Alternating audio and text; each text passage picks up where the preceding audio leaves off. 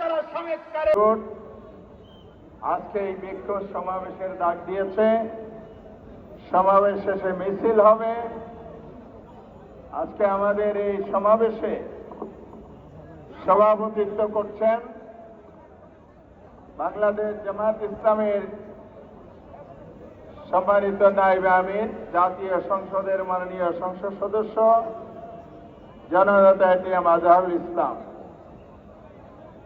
এবং আমাদের এই সমাবেশে ইতিমধ্যে এসে উপস্থিত হয়েছেন বাংলাদেশ খেলাফত মজলিসের সংগ্রামী আমির। বলেছে হালাল, আরেকটা শপথ না নিয়ে ম্যানেজ ভোটে জয়ী হয়ে বলতে চায় হারাম। একই দিনে এক ভোট যদি হালাল হয় তাহলে আরেকটা হারাম হতে পারে না। 70% জনগণের হ্যাঁ ভোটের রায়কে যারা অস্বীকার করে বেঈমানি করতে চায় তাদের স্থান এই বাংলার মসনদে হবে না।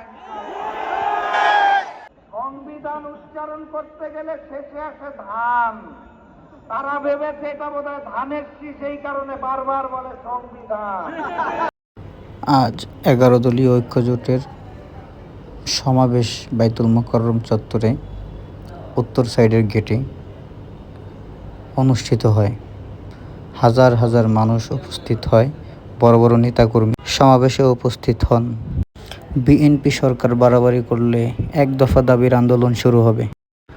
মামুনুল হক সাহেব সহ বিভিন্ন উচ্চতর রাজনীতিবিদরা, এনসিপির আক্তার ভাই সহ গণভোট অধ্যাদেশ, জুলাই সনদ বাস্তবায়ন আইন কার্যক্রম বাস্তব না হলে এক দফা দাবির ঘোষণা দেন। বিক্ষোভ মিছিল হয়। শান্তিনগর পর্যন্ত এই মিছিল হওয়ার কথা রয়েছে। সরকার যদি এই প্রস্তাবকে অস্বীকৃতি জানায় তাহলে আন্দোলন আরও জোরদার হবে বলছেন নেতাকর্মীরা। জনগণও একমত। ভিডিওটা ভালো লাগলে শেয়ার করে দিবেন, লাইক সাবস্ক্রাইব করবেন।